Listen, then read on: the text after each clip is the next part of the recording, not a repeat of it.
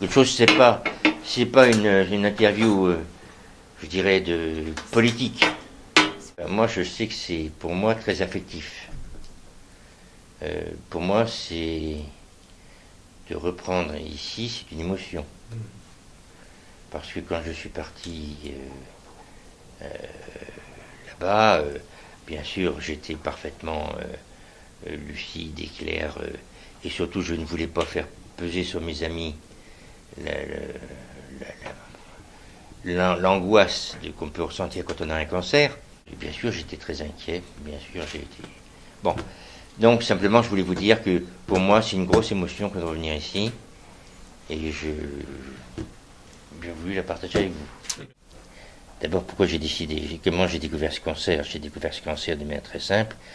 Je fumais, j'ai eu une bronchite qui traînait, j'ai eu une pneumonie en cours qui est passée inaperçue parce que je voulais pas. C'est au mois de décembre, ça, j'ai passé un scanner. Dans ce scanner, on a vu que j'avais une pêche au poumon droit. Bon. Je suis parti en vacances en sachant que j'avais un cancer et je suis revenu, j'ai repassé un scanner qui a montré qu'il y a une petite évolution, donc il n'y a pas de doute, il fallait passer à l'opération. C'est pas une maladie honteuse, c'est une maladie que maintenant les médecins prennent en charge. J'ai été hospitalisé au CHU, où j'ai été opéré dans des conditions remarquables. Remarquables parce que c'était une opération effroyablement douloureuse. Pour tout vous dire, ils vous mettent un vérin entre les côtes. Je suis pas obligé de le dire, ça va faire dégueuler les gens.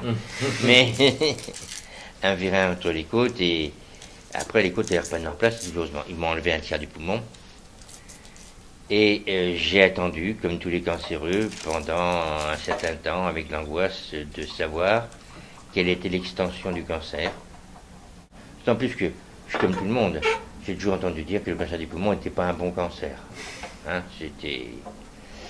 Et puis, il se trouve qu'au bout de 15 jours, parce que je suis le maire, sinon ça aurait été au bout de 20 jours, j'ai eu les résultats des prélèvements qu'avait fait le chirurgien, qui étaient tous négatifs. Ce qui fait que je sors sans traitement, sans chimiothérapie, sans radiothérapie, et avec simplement une surveillance très, très, très serrée. Moi, je trouve que l'humanité avec laquelle ils s'occupent des gens est tout à fait exceptionnelle et je leur suis extrêmement reconnaissant.